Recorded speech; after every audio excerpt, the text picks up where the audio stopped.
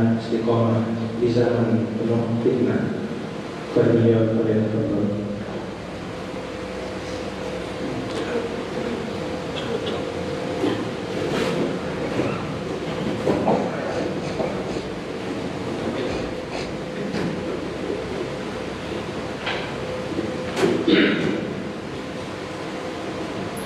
Assalamualaikum warahmatullahi wabarakatuh. Alhamdulillah alladzi ahyana ba'dama amatana wa ilaihi nusyur. Segala puji bagi Allah Jalla Jalaluhu, karena memang hanya Dia yang pantas untuk dipuja dan dipuji. Segala puji baginya yang telah menghidupkan kita setelah Dia mematikan. Kita tahu orang tidur itu tidak merasakan kehidupan. Dia tidak mendengar, dia tidak melihat, dia tidak merasakan apa yang terjadi di sekitarnya. Kemudian Allah menghidupkan kita kembali untuk melanjutkan perjalanan kita dalam kehidupan dunia. Wa ilaihi nusyur. Dan kepada Allah kita bakal hidup. Manusia itu tidak boleh lupa dengan kematian, dan tidak boleh lupa dengan hari kebangkitan. Karena apabila dia lalai dan lupa, jalan hidupnya akan menyimpang.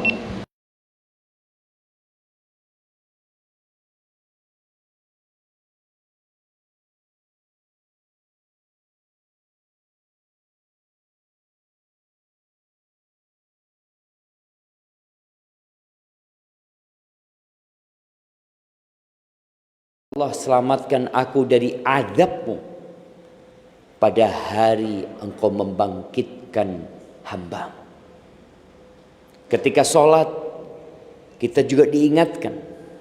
Di akhir sholat kita dianjurkan berdoa, Allahumma inni a'udzubika min azabil qabr wa min azabi jahannam wa min fitnatil mahya wal mamat wa min syarri fitnatil masihid dajjal. Ya Allah, aku berlindung kepadamu dari azab kubur.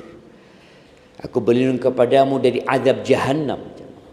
Aku berlindung kepadamu dari fitnah kehidupan dan kematian. Dan aku berlindung kepadamu dari fitnah al-masihid dajjal. Allahumma salli wa sallim ala abdika wa rasulika Sayyidina wa maulana wa habibina wa syafi'ina Muhammad wa ala alihi wa ashabi ajma'in, amma ba'd. Bersyukur kepada Allah bisa salat berjamaah di masjid subuh.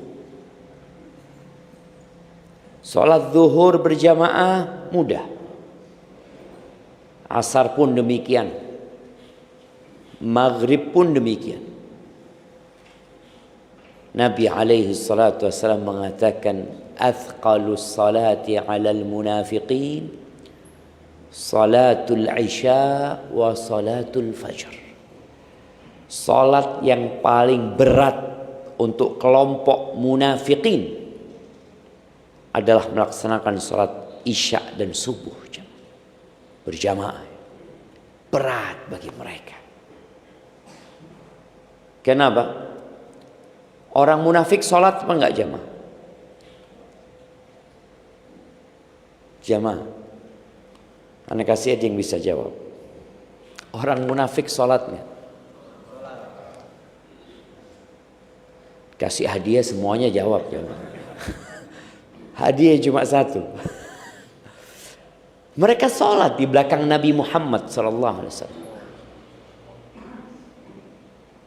Imamnya baginda Nabi kita Muhammad Rasulullah SAW. Di jajaran di saf makmumnya ada orang munafik.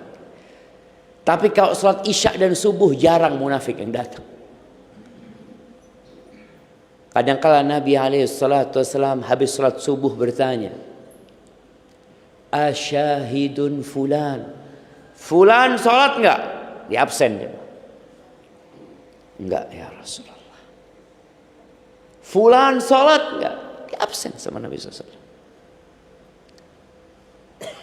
Karena memang ada orang-orang yang sholatnya hanya pamer, riya. Dan itu orang munafik. Innal munafiqina yukhadi'una Allah wa huwa khadi'uhum. Wa idza qamu ila salati qamu kusala yura'una an-nas wa la yadhkuruna Allah illa qalila. Orang-orang munafik sedang melakukan tipu daya. Dia ingin menipu Allah dengan dia hadir di masjid supaya nampak dia adalah orang Islam. Padahal Allah yang sedang menipu mereka. Dibiarin sama Allah. Dia berada di saf bersama umat Islam. Apabila mereka sholat, idza qamu ila shalah qamu kusala. Sholatnya males-malesan. Sholat tapi penuh dengan rasa malas. Kalau kita sholat dengan kemalasan, hati-hati. Jangan-jangan kita termasuk kelompok orang munafik.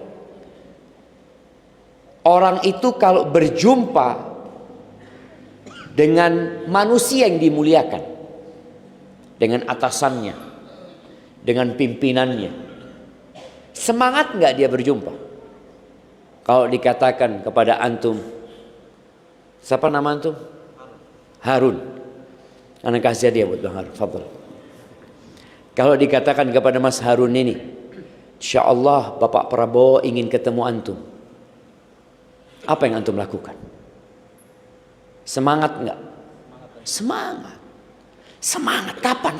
Orangnya mau datang. Mandi 2 kali kok belum datang, mandi lagi.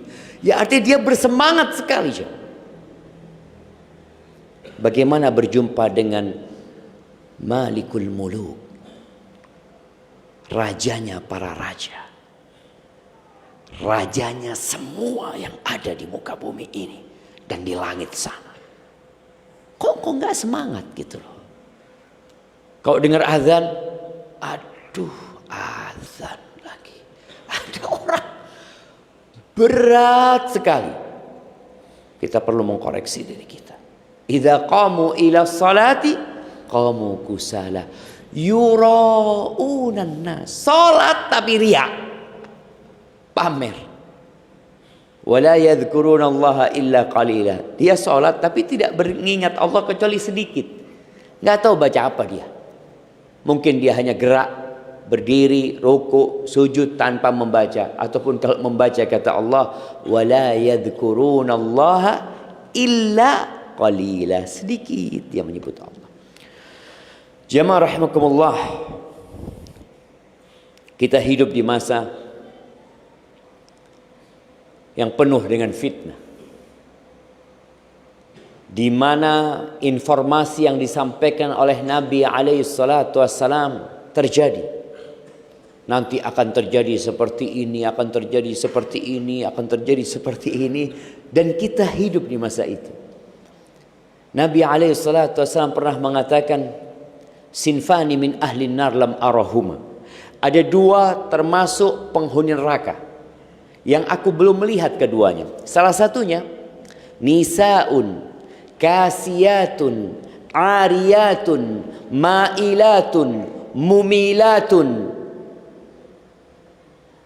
Kata Nabi SAW, wanita-wanita yang berpakaian tapi telanjang. Berpakaian tapi telanjang. Loh kok bisa Ustaz? Imam pakaiannya tipis, atau pakaiannya tidak menutupi aurat, atau pakaiannya membentuk tubuhnya.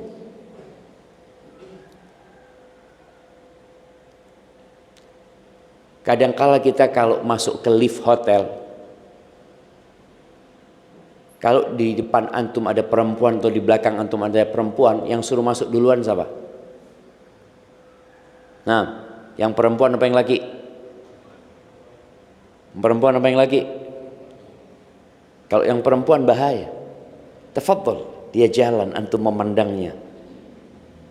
Makanya kalau berjalan itu di depannya perempuan, bukan di belakangnya perempuan. Karena dia menggoda. Jalannya melenggak-lenggok ya. Rambutnya ru'usuhunna ka aslimatil bukhtil ma'ilah. Rambutnya disambul tinggi-tinggi untuk menampakkan kecantikannya, menggoda yang lainnya. La yadkhulnal jannah wa la yajidna riha. Mereka enggak akan masuk surga dan tidak akan mencium bau surga. Ancaman dari Rasulullah SAW. Di zaman Nabi belum kelihatan, tapi mungkin kita sudah melihatnya. Nabi SAW juga menyampaikan bahwa akan ditaklukkan Romawi dan Persia, dan sudah ditaklukkan. Dan akan berlimpah ruah harta yang datang ke umat Islam, dan sudah berlimpah ruah. Beliau pernah setelah sholat subuh ya, di Masjid Nabawi alaihi salatu wassalam, beliau mau pulang dihadang sama para sahabat. Kenapa? Oh, ternyata malam harinya datang zakat dari Bahrain. Ada harta yang datang. Kondisi umat Islam sangat memprihatinkan. Ketika Nabi dihadang sama mereka, kalian dengar ada yang datang? Iya ya Rasulullah. Lalu beliau berceramah, mengatakan kepada para sahabatnya, wallahi mal faqra akhsha alaikum. Demi Allah, aku tidak takut kefakiran menimpa kalian. Wa innama akhsha an tubsata alaikumud dunya. Yang aku khawatirkan tatkala dunia ini dibentangkan buat kalian. Fatanafasuha kama tanafasuha. Kemudian kalian berlomba-lomba untuk mengumpulkan dunia, sebagaimana orang-orang sebelum kalian mengumpulkan dunia. Fatuhlikakum kama ahlakatkum. Kemudian dunia itu akan membinasakan kalian, sebagaimana telah membinasakan mereka. Dan itu terjadi. Di mana umat Islam bersaing dalam mengumpulkan harta, bersaing dalam mencari jabatan, kedudukan, saling senggol sana, senggol sini, sikut sana, sikut sini, nggak peduli sama saudaranya. Yang dia pikirkan hanya perut dan yang di bawah perutnya. Itu fitnah. Di antara tanda-tanda kiamat adalah, ini fitnah, kita bicara bagaimana istiqamah di masa fitnah. Wa yafshu zina aw tafshul fahisha. Perzinaan itu merajalela. Dan banyaknya pembunuhan. Nyawa nggak dihargai lagi sekarang. Gara-gara motor yang harganya berapa kalau motor curian itu dijual coba? Nah, berapa? Siapa yang pernah nadah di sini? Benar jamaah, berapa harganya? Berapa? 1 juta 2 juta. Motor baru jemaah. 1 juta 2 juta. Nyawa melayang hanya 1 juta 2 juta. Nyawa itu dihargai kalau ada orang membunuh saudaranya tanpa sengaja, atau secara salah dia membunuh.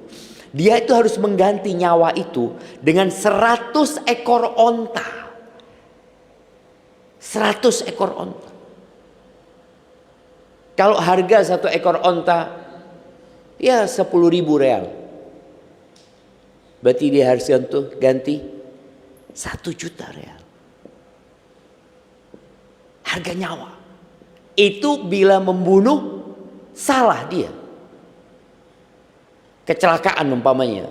dia nabrak orang, kemudian dia harus ganti. Seperti itu. Ini harganya cuma 2 juta. Na'udzubillah min dzalik. Ada orang nagih utang sama saudaranya nggak bayar, dia bunuh. Dan kita lihat bagaimana saudara-saudara kita dibantai umpamanya di Palestina. Ya nggak ada harganya nyawa itu. Kita melihat seperti perzinaan merajalela, pembunuhan di mana-mana. Masjid banyak dibangun megah, tapi isinya nggak ada. Orang berlomba-lomba membangun masjid dengan indah. Dulu Masjid Nabawi lantainya tanah, jemaah, pasir. Temboknya ya tembok dari batu bata aja. Atapnya dari pelepah kurma atau daun kurma. Nggak semuanya ditutup, sebagian terbuka. Itu terjadi, tapi makmur masjidnya. Maka apa yang harus kita lakukan? Menghadapi fitnah-fitnah yang ada. 1447 tahun yang lalu, Nabi SAW sudah mengatakan, lam yabqa minad dunya illa bala'un wa fitnah. Tidak tersisa dari dunia ini kecuali bala dan fitnah. Kemudian di hadis yang diriwayatkan oleh Abu Hurairah dan Anas bin Malik radhiyallahu anhuma, Rasulullah sallallahu alaihi wasallam bersabda, satakun atau qala sayati 'alan nas atau qala qabla as-sa'ah atau inna baina yaday sa'ah. Beliau mengatakan akan terjadi atau akan datang kepada manusia atau sebelum kiamat atau di hadapan kiamat. Beliau mengatakan apa yang akan terjadi? Sanawatun khadda'at, tahun-tahun yang penuh dengan tipu daya. Yusaddaqu fiha al-kadhib wa yukadzabu fiha as-sadiq. Tahun-tahun yang penuh tipu daya ini, pembohong dianggap orang yang jujur, orang yang benar dan jujur dianggap pendusta. Antum tahu bagaimana media menciptakan pembohong seakan-akan orang yang benar, dan sebaliknya orang-orang yang benar dan jujur dianggap pendusta. Wa yu'tamanu fiha al-kha'in wa yukhawwanu fiha al-amin. Pada masa itu pengkhianat dikasih amanat, dan orang yang amanah dianggap berkhianat. Pecundang dijadikan pahlawan. Muncul di tahun-tahun itu, kata Nabi sallallahu alaihi wasallam, wa yantiqu fiha ar-ruwaybidah, dan akan berbicara, akan dapat panggung. Siapa? Ar-ruwaybidah. Para sahabat bertanya, mereka nggak tahu yang namanya Ruwaybidah ini siapa yang dikasih panggung, yang dia bisa berbicara.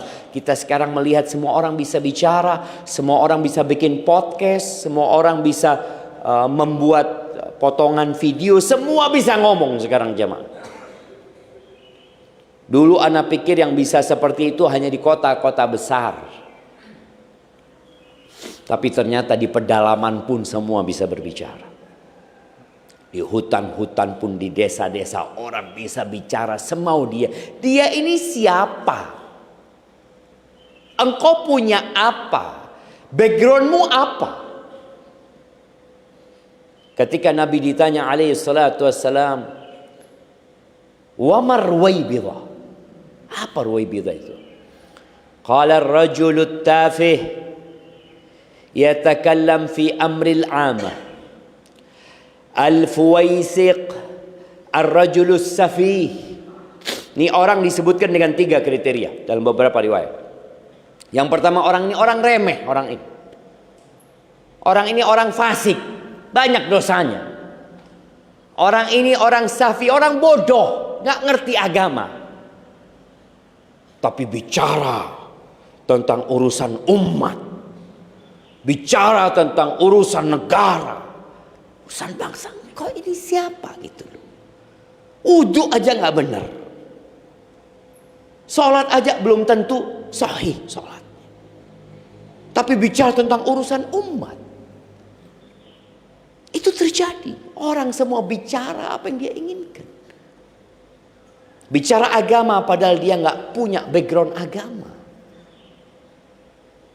Kalau bicara background agama ya paling nggak dia tahu Al-Quranul Azim. Sudah hatam tuh dia Quran. Baru ngomong masalah agama. Quran aja nggak bisa baca.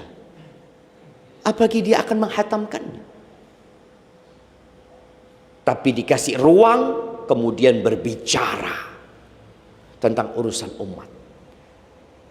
Siapa korbannya? Masyarakat jadi korban. Ketika manusia seperti diberi panggung, ini yang namanya fitnah. Orang jadi bingung, mana yang benar sebenarnya.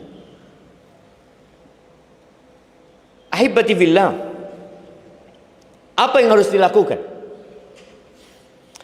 Di hadis yang diriwayatkan oleh Ibn Abi Khaytham dan Imam Ahmad, Nabi pernah mengatakan kepada para sahabatnya, ini kejadian 1447 tahun yang lalu.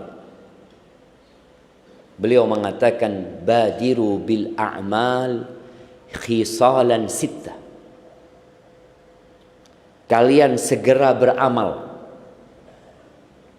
sebelum datang 6 perkara. Orang itu ketika beramal, kemudian datang fitnah, datang kejadian-kejadian yang mungkin dapat membuat dia menyimpang, tapi karena dia sudah biasa mengamalkan itu, insya Allah dia terjaga. Tapi kalau dia baru beramal, pada saat fitnah terjadi, sulit bagi dia untuk mengamalkan. Apa 6 perkara itu? Yang pertama, imaratus sufaha, kata Nabi SAW. Datangnya pemimpin-pemimpin yang bodoh. Sudah pernah terjadi di sejarah umat Islam.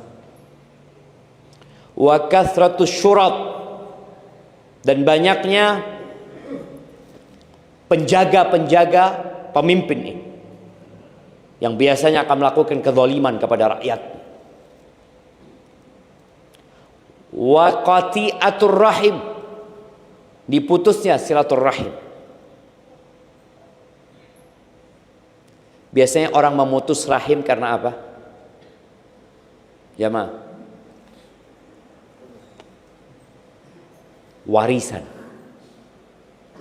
rebutan warisan, kecintaan kepada harta. Perlu kita sadari bersama bahwa warisan itu harta nemu. Seharusnya orang itu mempertahankan haknya kalau dia itu bekerja. Oh, saya ini berusaha kerja sampai keringat saya, ini hasil keringat saya, macam-macam lah dia ngomong. Ini warisan nemu.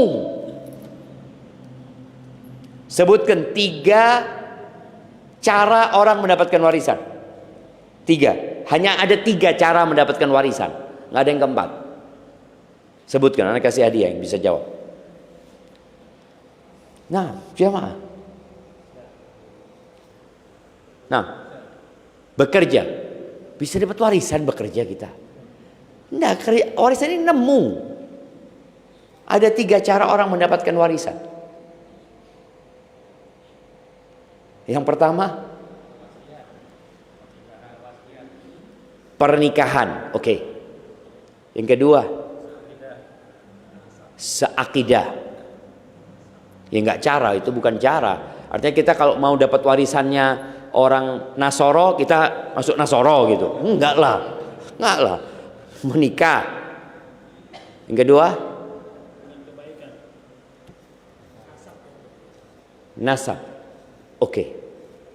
Nikah, nasab, tinggal satu lagi. Anak kasih hadiah ini satu-satu, Masya Allah. Kasihkan. Nah, wasiat bukan warisan kalau wasiat. Nah, kasihkan kepada beliau sama beliau. Yang satu itu namanya wala, membebaskan budak. Dulu masih ada perbudakan, jadi budak itu dibebaskan. Kalau budak ini nggak punya ahli waris, maka yang membebaskan ngambil warisannya. 3. Nasab, nikah, sama wala. Bisa antum daftar jadi anaknya orang kaya. Datang, ini orang kaya udah sakit-sakitan ya. Coba Pak, saya boleh daftar jadi anak bapak? Gitu. Nggak bisa. Nggak ada.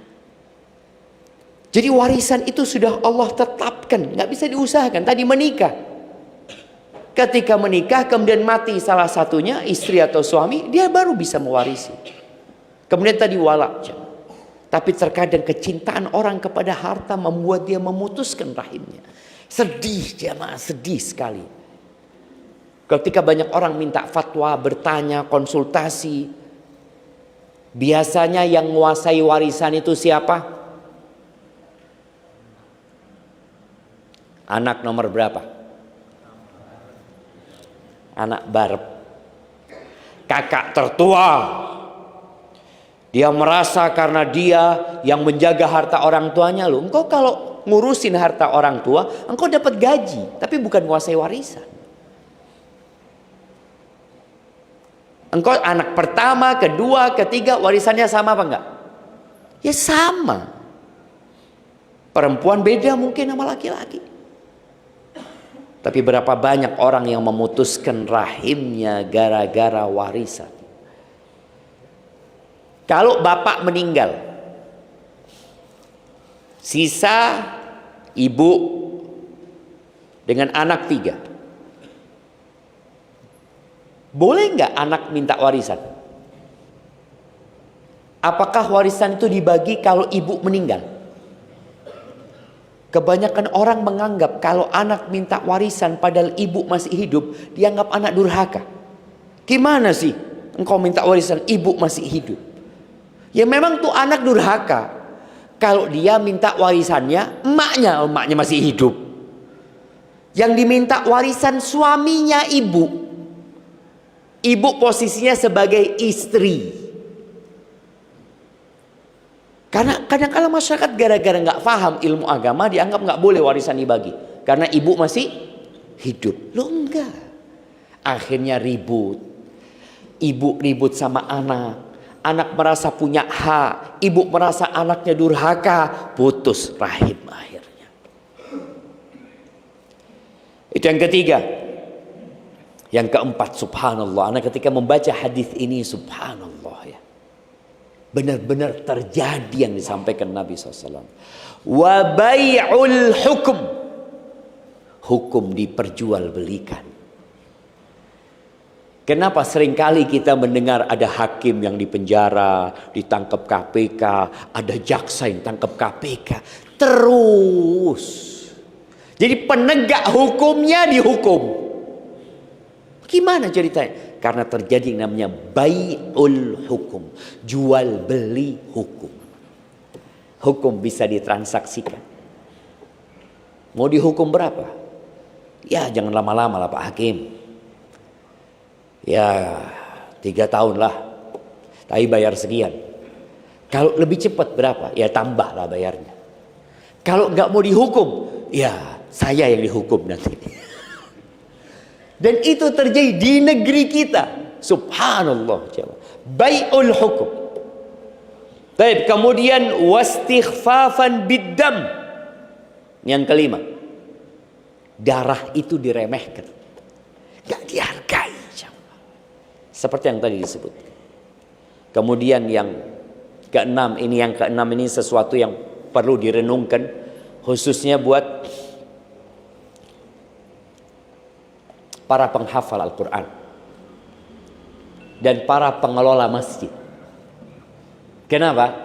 Karena yang keenam ini kata Nabi SAW, beliau mengatakan, wa nashhun yattakhiduna al-Qur'ana mazamira yuqaddimuna ar-rajula laysa bi afqahihim wala bi a'lamihim ma yuqaddimunahum illa liyughanniyahum.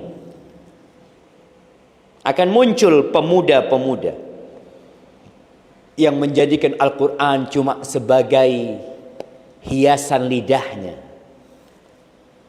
Dia pandai melagukan Al-Quran, membacakan Al-Quran dengan suara yang indah, tapi nggak memahami itu Quran. Hanya untuk merdu-merduan suara. Sampai orang itu, nih pihak masjid ya, memajukan orang ini untuk jadi imam, bukan karena dia yang paling ngerti dengan Al-Quran, bukan karena dia yang paling faham dengan Al-Quran, bukan karena yang dia paling mendalami dan menguasai Al-Quran, tapi ini orang dimajukan untuk jadi imam hanya dikarenakan ingin mendengarkan suara yang indah saja. Bahkan kalau bahasa dinya Nabi SAW, liyughanniyahum, untuk menyanyi buat mereka. Itu terjadi. Sekarang semua orang bisa ngaji, suaranya indah, bikin video ya. Untuk apa sebenarnya? Pemuda-pemuda. Bas untuk menghibur. Seakan-akan dia didatangkan sebagai sebuah hiburan. Bukan. Al-Quran ini kitab petunjuk. Inna hadzal Qur'an yahdi lillati hiya aqwam. Ini Quran memberikan petunjuk kepada jalan yang paling lurus. Syahrul Ramadhan alladzi unzila fihi al-Qur'an hudan linnas wa bayyinatin minal huda wal furqan. Quran diturunkan itu sebagai petunjuk, pedoman hidup. Tapi terjadi perubahan. Apa yang harus kita lakukan di masa yang penuh dengan fitnah ini? Perbanyak doa, jemaah. Karena supaya kita bisa istiqamah, ya hanya dengan memohon kepada Allah. Kenapa kita nggak boleh berhenti mengatakan ihdinas siratal mustaqim? Padahal tadi malam kita udah baca. Antum baca nggak waktu sholat isya? Baca. Sholat witir? Baca. Kemarin sholat maghrib? Ya baca lah Ustaz. Asar? Baca. Nah, karena termasuk rukun sholat itu membaca Al-Fatihah. Dan di situ ada ihdinas siratal mustaqim. Tadi imamnya juga baca ihdinas siratal mustaqim. 2 kali baca. Sebelum salat subuh, ana lihat pada salat qabliyah subuh, baca ihdinas siratal mustaqim. Nanti yang mau salat duha, baca ihdinas siratal mustaqim. Lanjut qabliyah zuhur, terus jamaah. Kenapa enggak sehari cukup sekali kita mengatakan ihdinas siratal mustaqim? Karena fitnah itu sangat banyak sekali.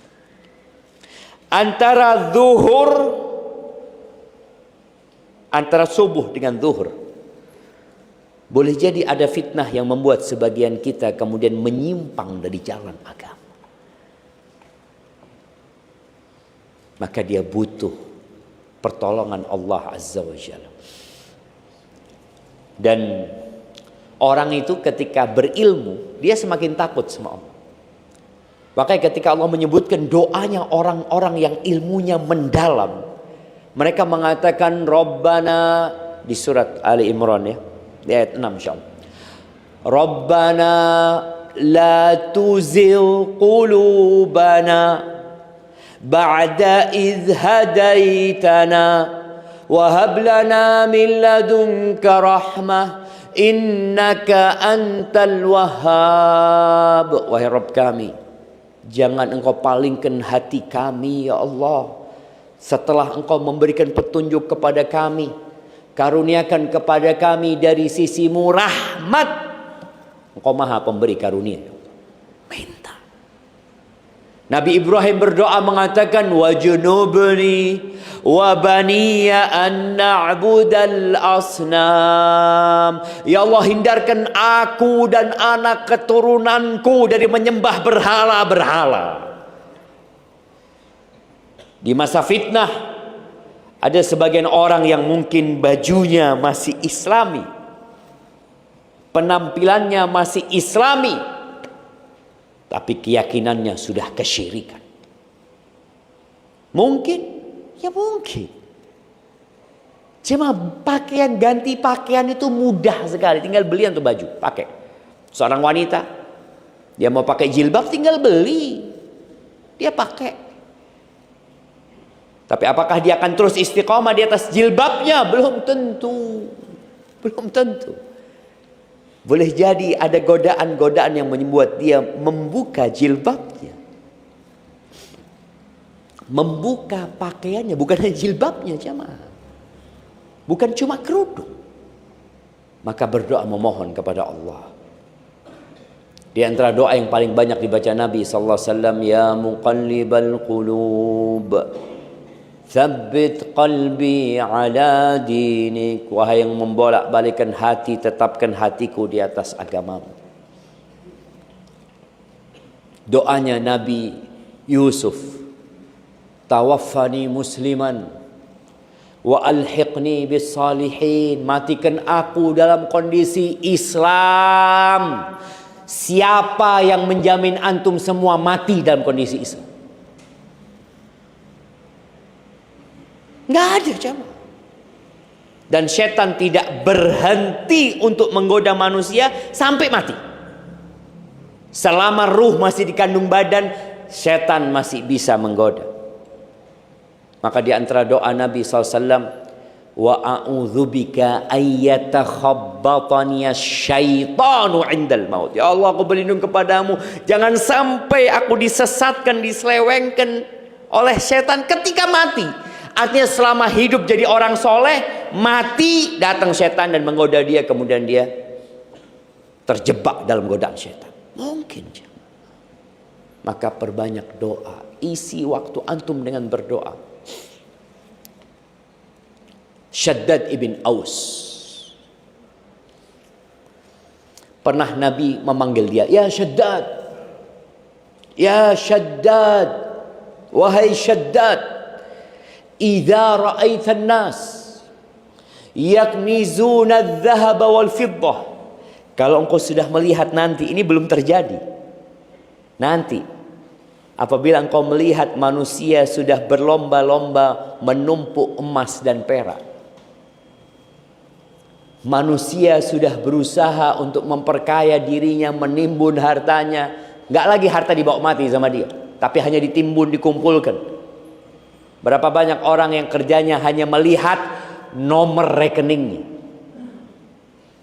Dulu datang ke ATM, sebelum ada handphone, datang ke ATM. Alhamdulillah, nggak dia apa-apain tuh duitnya, mah. Antum kalau mau lihat duit, kalau ada perlunya, jangan, gimana ya?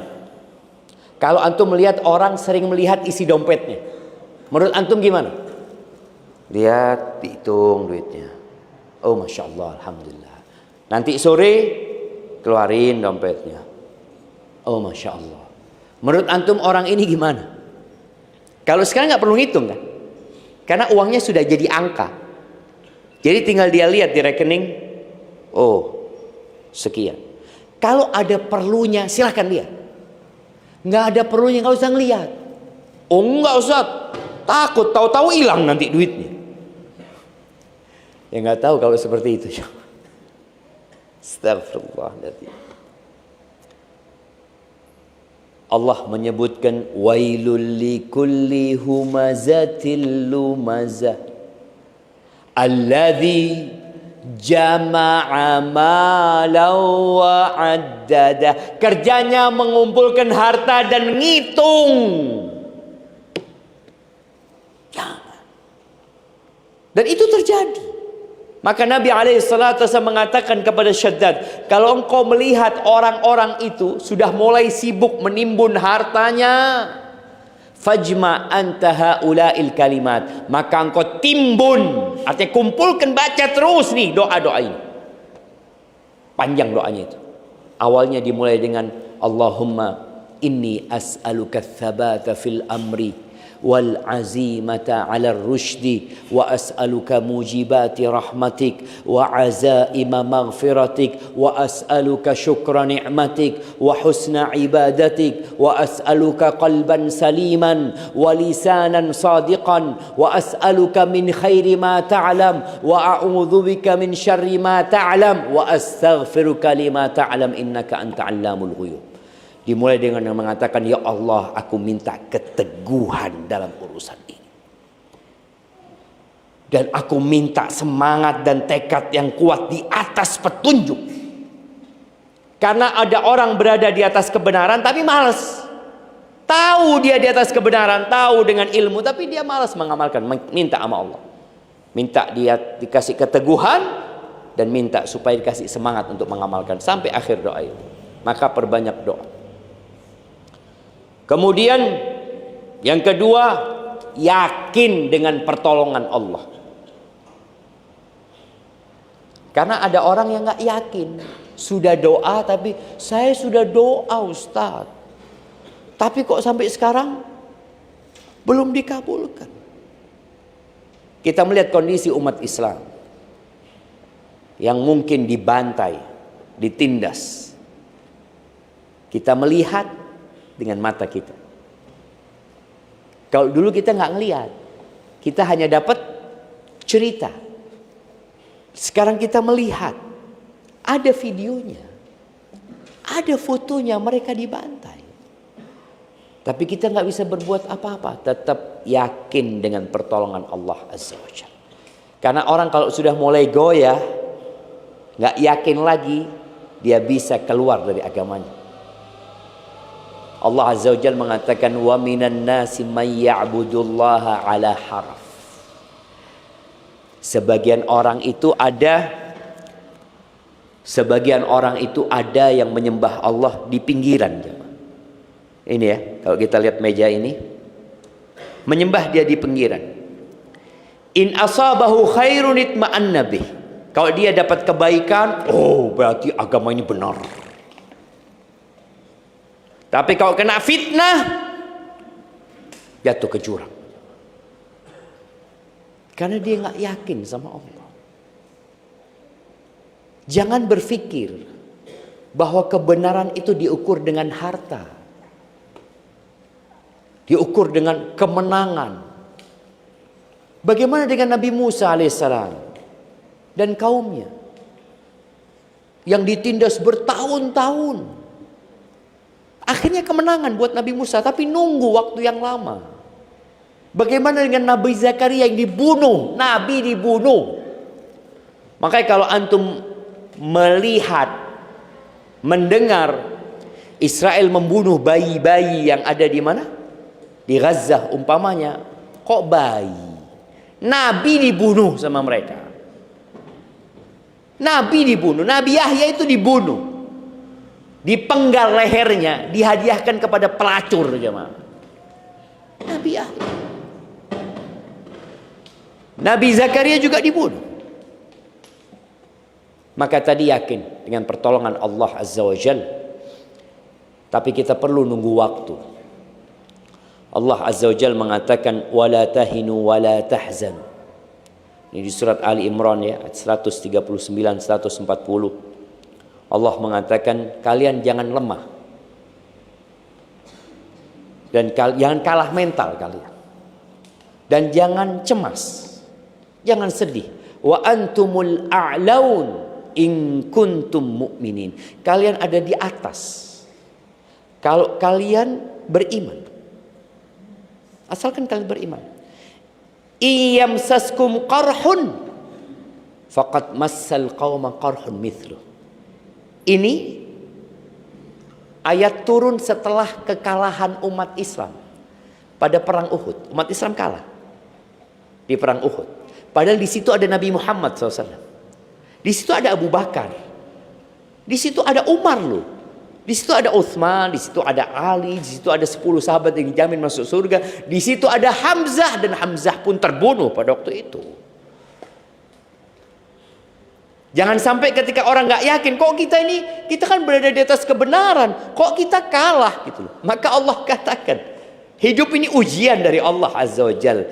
Iyamsashum qarhun, kalau kalian ditimpa kekalahan, ditimpa satu ya luka-luka, maka mereka juga pernah ditimpa yang seperti itu. Perang Badar mereka kalah, terbunuh 70 orang di antara mereka, ditawan 70 orang, dan perang Uhud 70 sahabat yang meninggal. Wa tilkal ayyam nudawiluha bainan nas.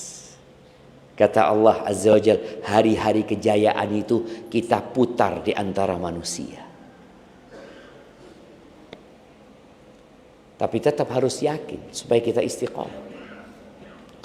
Kemudian yang ketiga, belajar ilmu. Ilmu agama. Gak perlu kita menyalahkan pendidikan yang ada. SD belajar agama berapa tahun? Berapa tahun? Berapa jam? 2 jam. Katanya kita ini harus seimbang. Iptek dan imtak. Ilmu, pengetahuan, teknologi, iman dan takwa itu harus seimbang. Iya, paling tidak seimbang lah. Tapi ternyata yang ada kepincangan, bukan keseimbangan. Orang belajar agama itu cuma sedikit. SMP juga seperti itu, SMA seperti itu, kuliah 2 SKS. Ada yang 1 semester, anak lihat ada yang 2 semester. Setelah itu sampai mati nggak ketemu agama. Lanjut S2 ya nggak ada pelajaran agama. Lanjut S3 nggak belajar agama juga. Yang dipelajari terus orang itu ketika ambil dokter, anggap ya, ambil spesialis lagi, terus dia nggak belajar agama. Loh, emangnya nggak boleh? Boleh belajar umum, silahkan. Tapi kalau engkau ingin selamat, jalur keselamatan itu adalah dengan belajar agama. Karena engkau di kuburan nanti nggak akan ditanya tentang ilmu-ilmu yang lainnya. Engkau akan ditanya 3 pertanyaan. Man rabbuk, ma dinuk, man nabiyuk. Engkau akan ditanya siapa Tuhanmu, apa agamamu, dan siapa nabimu. Itu yang akan ditanya. Maka tolong belajar agama. Gak dapat di bangku sekolahan, belajar di masjid. Sekarang sudah ada online, bisa belajar di mana-mana. Gak ada alasan orang gak belajar agama sekarang jamaah. Ada pendidikan subhanallah. Ada satu orang di tempat kita, umur 40 tahun jamaah. Sudah S2 dia. Umur 40 tahun, udah punya anak, datang belajar agama. Dia sudah punya pekerjaan yang bisa ditinggal. Yang mengatakan anak nggak belajar agama, anak sekarang ingin menembus itu dengan belajar agama. Masya Allah. Sama istrinya, udah punya anak-anak, belajar dua-duanya agama. Ya kalau antum tidak bisa belajar di kelas, belajarlah di rumah Allah. Cari pelajaran, hadiri kajian, duduk di majelis ilmu. Dan belajar ilmu agama itu bertahap ya. Sebelum belajar yang kemana-mana, bertahaplah belajar. Belajar rukun Islam dulu. 2 kalimat syahadat dikaji. Apa sih maknanya? Apa rukunnya? Apa syaratnya? Jangan-jangan aku mengatakan la ilaha illallah, tapi aku melakukan sesuatu yang membatalkan la ilaha illallah tersebut. Kemudian belajar tentang sholat kita. Oh, saya sudah belajar Ustaz dulu. Boleh jadi sholat antum belum benar. Pelajari agama kita. Pelajari rukun iman. Ya, setahap-setahap kita mempelajari agama kita. Kemudian yang keempat, yang diajarin, diamalkan dalam kehidupan ini. Berpegang teguhlah dengan sunnah Nabi SAW. Diamalkan tuh sunnah Nabi SAW. Kemudian ikhlas. Ketika beramal hendaklah tidak berharap pujian dan sanjungan. Dan ikhlas ini berat. Ada orang yang istiqomah di atas kebenaran, kita kelihatan sampai mati dia muslim. Ustadz sampai mati ustadz. Tapi ternyata dia masuk neraka. Gara-gara gak ikhlas. Maka yang belajar agama membutuhkan keikhlasan. Yang mengamalkan membutuhkan keikhlasan. Karena Allah tidak menerima kecuali yang ikhlas dan sesuai dengan sunnah Nabi SAW. Kemudian menjaga lisan. Jangan suka ngomong. Karena sekarang orang komentar aja udah. Antum melihat sesuatu amalkan. Melihat keburukan doakan supaya orang itu dapat hidayah umpamanya. Gak perlu debat di kolom komen yang menyebabkan ya sesama saudara akhirnya tidak bertegur sapa. Udah. Ketika antum merasa ini kurang benar yang disampaikan, ada komentar yang kurang baik, doakan orang itu. Semoga Allah memberikan petunjuk kepada antum. Antum mau nggak dikasih doa semoga Allah memberikan petunjuk? Sebagian orang marah di komentari jemaah. Semoga Allah memberikan petunjuk. Emangnya saya sesat? Bukankah antum tiap hari mengatakan ihdinas siratal mustaqim? Emangnya nggak mau anak tuh ikut doain antum? Ini orang kalau sudah sombong jemaah, nggak mau didoain dapat hidayah. Bicara menjaga lisan ini, Nabi SAW di hadis Anas mengatakan la yastaqimu imanu abdin hatta yastaqima lisanuhu. Imannya seseorang itu nggak akan istiqomah sampai lisannya istiqomah. Wala yastaqimu qalbuh, dan hatinya nggak akan istiqomah sampai lisannya istiqomah. Makanya Nabi SAW mengatakan man kana yu'minu billahi wal yaumil akhir falyaqul khairan aw liyasmut. Yang beriman kepada Allah dan hari akhir hendaklah berkata yang baik atau diam. Barakallahu fiik. Ana enggak tahu ana sampai jam berapa, sampai zuhur kajian kita. Itu yang dapat ana sampaikan jamaah, kurang lebihnya mohon maaf. Yang benar dari Allah Azza wa Jalla, yang salah dari diri ana pribadi. Allah dan Rasulnya terbebaskan dari kesalahan itu. Hari ini hari Jumat, harinya bersolawat kepada Nabi alaihi salatu wassalam. Semoga kita bisa memperbanyak solawat di hari Jumat ini. Ini ada pertanyaan, bagaimana hukumnya memberikan hadiah atau pekerjaan yang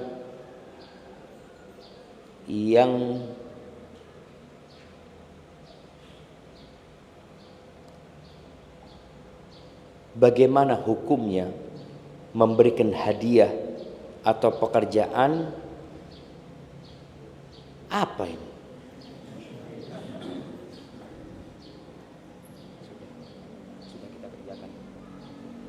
Bagaimana hukumnya memberikan hadiah atau pekerjaan yang sudah kita kerjakan secara profesional kepada orang yang memberikan pekerjaan tersebut.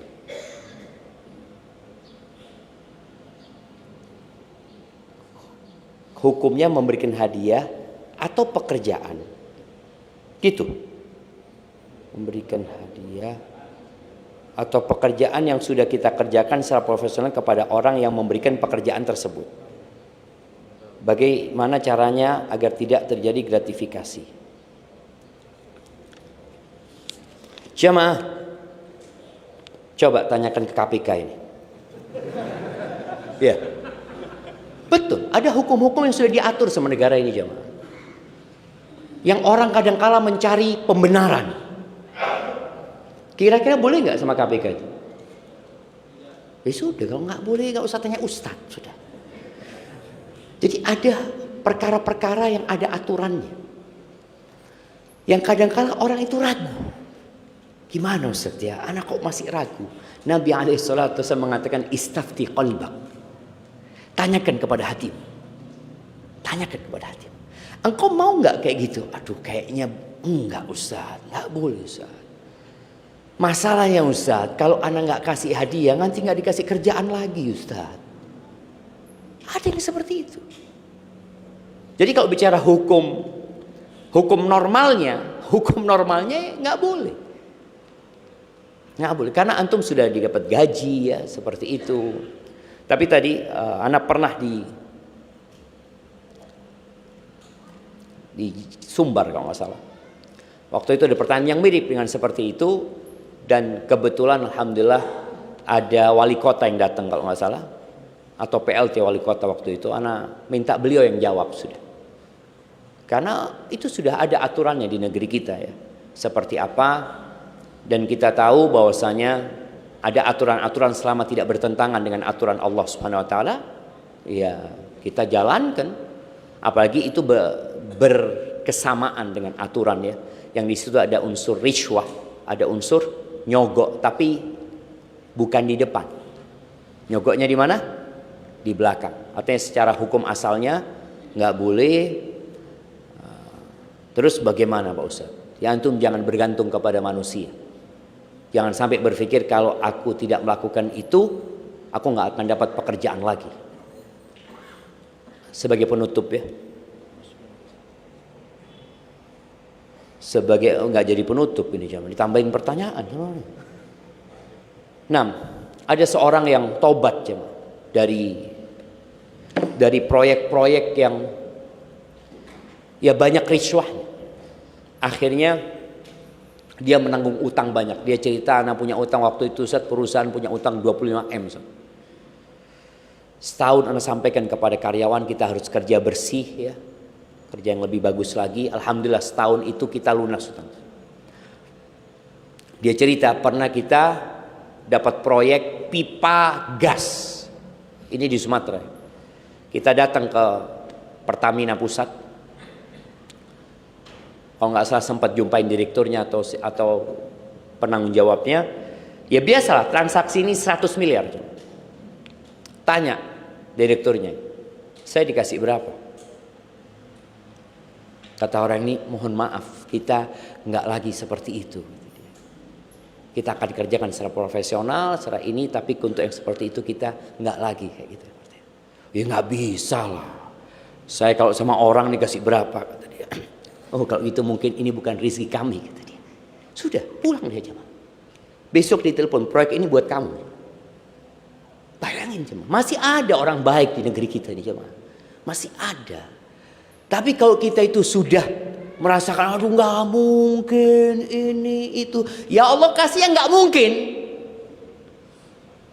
Allah Azza wa Jalla berfirman dalam hadis qudsi, Ana inda dhanni abdi bi. Aku itu terserah prasangka hambaku kepadaku. Ketika dari awal prasangka dia sudah seperti, ya udah dia akan kesulitan, nggak mungkin, ya udah nggak mungkin. Tapi kalau dia bergantung sama Allah, nggak ada yang nggak mungkin buat Allah Azza wa Jalla. Waduh, berat pertanyaannya jemaah. Anak kemarin ditolak akhwat. Yang pertama, yang ternyata beliau dari keturunan Arab Syarifah, yang harus sama-sama nasabnya karena khawatir garis nasabnya akan putus. Pertanyaannya, adakah dalil larangan bagi akhwat yang menikah dengan non nasab? Jamaah rahimakumullah, bicara nasab ya. Ini termasuk masalah yang diperbincangkan oleh para ulama fikih tentang kufu, kesetaraan. Apakah orang Arab setara dengan non Arab, non Arab setara dengan orang kulit putih, apakah setara dengan orang yang kulitnya tidak putih? Ini dibahas oleh para ulama. Mereka sebagian mewajibkan adanya kesetaraan, sebagian menganjurkan. Sejatinya orang menikah itu milih gitu. Antum mau nikah sekarang, boleh nggak antum menikah dengan saudara-saudara kita suku Papua asli? Boleh nggak? Boleh. Tapi bolehkah mereka nolak antum? Boleh gitu jamaah. Jangan antum ketika ditolak, kenapa anak ditolak? Anak ini orang soleh. Oh, inilah antum berarti belum soleh. Kalau sudah merasa soleh, jadi orang itu bebas menikahkan putrinya. Ketika dia mengatakan, enggak, saya mau menikahkan putri saya dengan mamanya orang Bugis yang ada di sini. Mau nikahkan putrinya dengan orang Bugis, boleh nggak? Ya boleh, nggak dilarang itu, nggak dilarang. Tapi apakah hal itu menjadi sebuah kewajiban? Enggak. Tapi kalau orang nggak mau sama antum karena dia memilih, nggak, ana memilih dari yang keluarga ana sendiri ya. Umpamanya kayak di Indonesia, subhanallah, kaya suku ya. Berapa suku di negeri kita ini jemaah? Jangan di Indonesia, di Papua saja ada berapa suku jemaah. Suku yang satu dengan suku yang kedua kadang-kadang nggak mau menikahkan putrinya sama mereka. Ya nggak apa-apa sudah untuk nggak mau nikahkan. Anak kepingin dia nikah sama suku kita, boleh-boleh aja. Suku Jawa umpamanya ngomong sama anaknya. Ini ada seorang jemaah, seorang ibu ya, punya anak 7. Dia dari suku Madura. Anak yang pertama nikah bukan dari suku Madura. Kedua, ketiga nggak ada yang suku Madura. Yang ketujuh ibunya ngomong, "Nah, ibu minta engkau nikah dari suku Madura." Kenapa ibu? Ibu kepingin punya teman ngomong. Ibu ini bahasanya bahasa Madura. Ketemu Sunda, ya Allah nggak nyambung gitu kan? Kan kurang enak jemaah. Antum bayangkan kalau antum ngomong dengan suku yang sama, dengan bahasa daerahnya enak nggak? Enak sekali gitu jemaah. Ibunya minta, bukan mengharamkan, enggak, tapi memang kesetaraan itu menyebabkan keharmonisan kadang-kala jemaah. Hubungan antara anak sama orang tua sama mama menantu jadi enak gitu. Jadi nggak ada masalah gitu jemaah.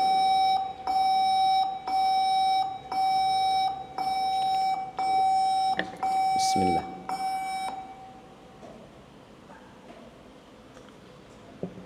Keras banget suaranya. Bikin kaget, dikecilin lah suaranya. Jadi orang ngaji tahu-tahu kaget. Nah, sampai mana gitu jemaah? Iya, jadi nggak ada masalah. Jadi ketika antum ditolak nggak usah macem-macem, sudah cari yang lainnya. Mati 1 tumbuh 1000. Ada banyak akhwat yang menunggu antum ya.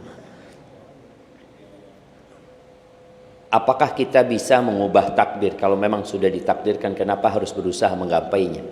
Iya, yang pertama, takdir itu rahasia ilahi. Kita punya tugas untuk berusaha. Kaya dan miskin sudah ditakdirkan. Apakah kemudian antum, ya sudahlah, anak kayaknya duduk-duduk aja. Kalau anak ditakdirkan kaya, ya anak kaya. Tapi ada perintah untuk berusaha. Punya anak, nggak punya anak sudah ditakdirkan nggak? Tapi kan ada perintah untuk menikah.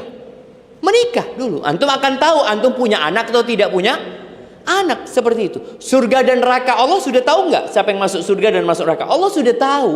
Allah sudah tahu. Tapi kita diperintahkan. Jadi takdir itu ilmunya Allah. Allah mengetahui dengan segala sesuatu yang akan terjadi. Allah tahu anak akan ada di mana. Tugas kita berdoa memohon kepada Allah. Rabbana atina fid dunya hasanah wa fil akhirati hasanah wa qina adzabannar. Jadi kalau bicara ilmu Allah, Allah sudah mengetahui segalanya, kemudian itu dicatat. Kemudian Allah nanti ketika berganda itu akan terjadi, maka terjadilah apa yang Allah kehendaki. Tugas kita beramal. Barakallahu fikum. Ustaz, istri saya sering bilang, rizki itu istri yang soleha. Tapi kenapa saya masih suka kekurangan duit ya? Apakah ujian atau istri saya cuma promosi diri?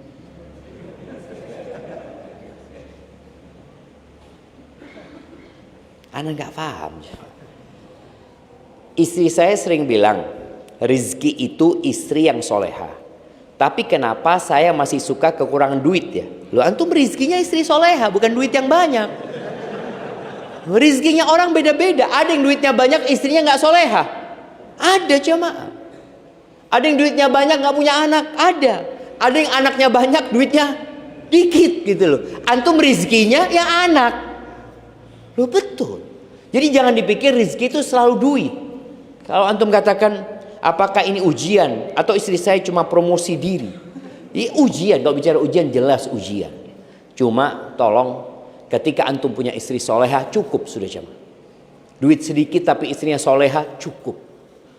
Kenapa? Dia menerima. Tinggal masalahnya antum tidak menerima. Dia menerima, dia antum miskin, dia alhamdulillah bang, udahlah engkau dapat istri soleha, rizkimu mungkin bang ya, seperti itu. Pertanyaan kedua, Kalau orang tua bilang rizki anak itu sudah ada, boleh nggak saya punya 10 anak biar rizkinya makin banyak, tapi takutnya saya yang makin miskin, Ustaz. Dulu orang-orang kafir itu takut punya anak, atau bahkan mereka membunuh anaknya. Mereka membunuh anaknya karena 2 kondisi: karena takut kelaparan atau karena ditimpa kelaparan. Yarhamukallah. Allah Azza wa Jalla mengatakan, "Wala taqtulu auladakum khasyata imlaqin nahnu narzuquhum wa iyyakum." Kata Allah, jangan kalian membunuh anak kalian karena takut kelaparan. Kami yang ngasih rezeki kepada mereka dan kepada kalian. Artinya rezekinya sudah ditanggung. Makanya anak itu lahir punya rezeki. Kalau dia nggak ada rezekinya, mati dia. Lihat, anak yang lahir mati, rezekinya nggak ada dia. Kalau dia lahir, hidup, tumbuh besar, oh berarti dia punya rezeki. Karena ingat, ajal dan rezeki itu jalannya bareng. Bareng bersamaan, jemaah. Rizkinya habis, dia mati, ajalnya datang, rizkinya habis berarti. Kalau antum cuma 10, kurang banyak, jemaah. Ada seorang ustadz rahimahullah, ana lihat ya, memang orang-orang dulu itu ya iman mereka beda, jemaah. Fisik mereka juga berbeda. Ana ketemu dengan seorang yang ana dapat berita, bapaknya dia itu satu saudara 25 orang. Maka ana WA dia, apa benar berita ini? Iya, Ustaz. Jiddah ana, kakek ana, nenek ana itu, bukan kakek ya, nenek. Karena kalau bicara kakek kadang-kala dari berapa istri gitu ya. Enggak, nenek. Nenek ana punya anak 25, Ustaz. Dan tidak punya pembantu, Ustaz. 25 tidak punya pembantu. Sekarang anaknya 1, pembantunya 5. 1 bagian kamar mandi, 1 bagian masak, 1 bagian kebun, 1 bagian mobil, 1 bagian apa. Seperti itu. Ini 25, Ustaz, nggak punya pembantu, Ustaz. Terus siapa yang membantu? Anak-anaknya. Ini anak udah besar, bantuin ngajarin adiknya ya. Seperti itu, 25. Dan ada yang 28 jamaah. Nggak punya pembantu. Padahal secara penghasilan pas-pasan jamaah. Namun tadi orang yakin anak ini lahir membawa rezekinya. Itu mungkin dapat Anda sampaikan. Maka silahkan antum jangan takut miskin. Allah sudah menetapkan rezeki antum. Kalau ternyata anak-anak 10 anak tetap miskin, ya itu rezekinya antum kayak gitu. Tapi anak antum hidup apa mati? Hidup sih, Ustaz, bisa makan dia. Ya, alhamdulillah. Berarti dia bawa rezekinya masing-masing. Dan sebagai penutup jamaah, kita harus sering-sering baca Quran sama artinya. Supaya antum kenal sama Allah. Karena Quran ini adalah surat cinta yang Allah kirimkan kepada hamba-hambanya. Agar mereka bisa hidup bahagia di dunia dan di akhirat. Subhanakallahumma wa bihamdika asyhadu an la ilaha illa anta astaghfiruka wa atubu ilaik. Sallallahu ala nabiyyina Muhammadin wa ala alihi wa sahbihi wa sallam.